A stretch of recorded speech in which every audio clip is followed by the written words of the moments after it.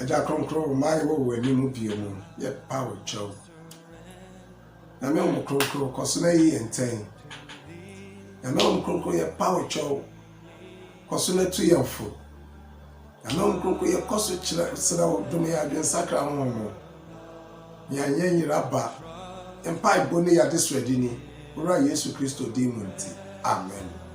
Adofo meja mena minia ogidi ni amen no ye pray akwa heaven ene se me tokoso ewo omunam abana the seed of the fresh now.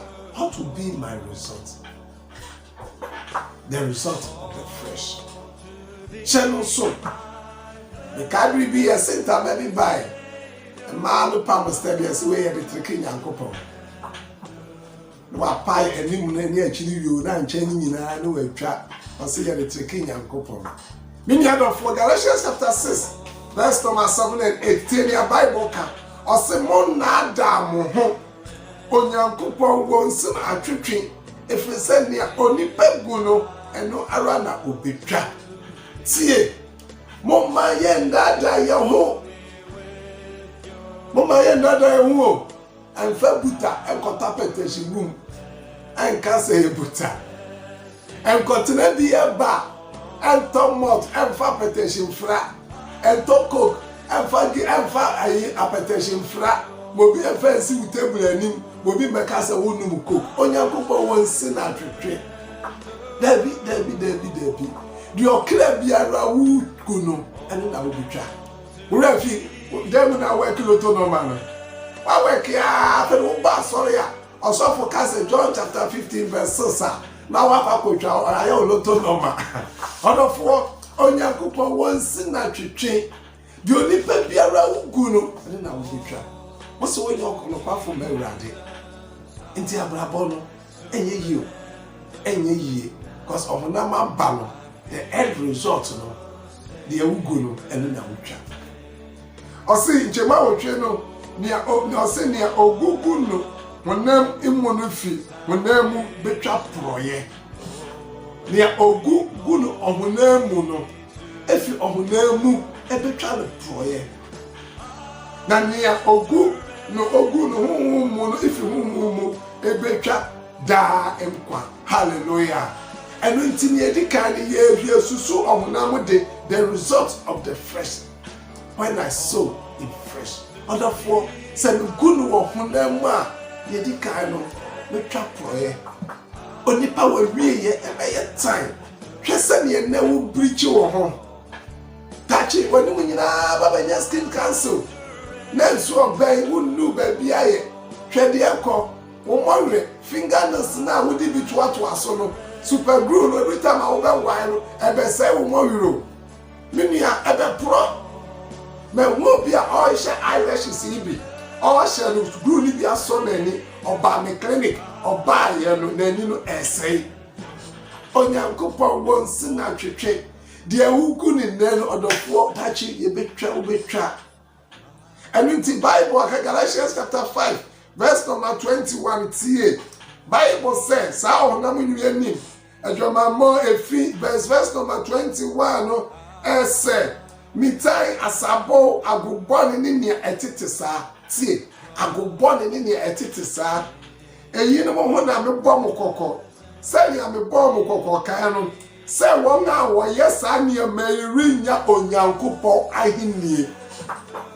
wɔn a wɔn bɔ saa awuwu bra no wɔn a wɔn di wiase edi bɔ wɔn bɔ no wɔn a wɔn bɔ wiase bra no okristo ni ba hwɛ dress no ani na hia me kane ɔsɛ mo ma hyehyɛ de enye mma kronkron a yɛde wɔn ahinta wɔ awurade mu hwɛ wo dressing hwɛ sɛ ne wɔatwa wo ntamachi hwɛ sɛ ne wɔatwa wo kukumu wo ba sɔre dia na wo handkerchief ahyɛ wo bɔ na mebisa wo sɛ wo kokuro mu so handkerchief ro de hyɛ wo bɔ mo ma yɛ ndada yɛ ho ye wo wakoma mu no ene na wo style na wo wakoma mu na wo akopam eya na wo di ahye telani ena telani di style amempe na opam obua onyakobo nsi na twetwe wa man style na kompam ukwe no pam na nko mpa esa wo puntama de ma no Mini adofo, me ma me papa. Show abrante, hwe baby a wotena wodidi. Hwe baby a wotena. Hwe baby a wotino, hwe wonamfofo, hwe baby a wotena. Kai Psalm 1, they with the kai inshira ni ontena fell the fotena bia. Wapo wadwuma o Kristoni bia ba na wokotena he. Hey, o Kristoni ana asorukoni mumma ye nada ye ho Bible say yes sir. Therefore, what will be the end result? Tell Yesu Christo kai. John chapter 15 verse number 6. Tia sema Yesu kai ewa ha. Tie. Bible say, Yesu say obi antina mi mu a wotwa ne chini say ba na ewu na woboaboa no idi kogu ojamu na ehwe. Yaya yesi ye kwa sori nyina. Yaya yesi enkremofo nyina. Na nso yantina Kristo mu no ne ye bo wiase bra no. Bible say Kristo say obetwa ye. De ebegu Yesu ba ni nti ebewu afedi da Kristo bebam obewu ya no. No de yakogu ojamu na wahye. Ana de Bible ni say erade mempare. Erade mempare me.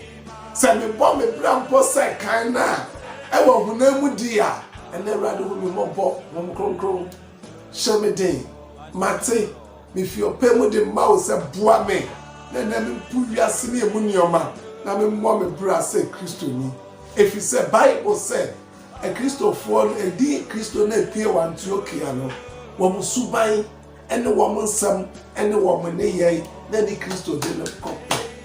Home. 1 Corinthians chapter 10 verse number 31 Paul said enti samu didi yo samu numo bibiara mo be ya no mo me ye hye Nyankopon die nunyam odofo me bisawo empana okoda aso no aduana wudi ye no de wono mo ye no atare da wo hye ye no so ehye Kristo enunyam ana ebiase kanfo watare ide Eskin tight papa. Watari ide efata o papa. Efata o say. Efata we are say and accept Christo. Omunemu nyoma de Bible say e de ebeko o say mu. Na won a waye sa no rinya Onyankopon ahini no da. And for heaven is our ultimate goal. Ahini no wasempa na gya no soma ye say ye mba ye kokko. Ye nkompo aman no kokko.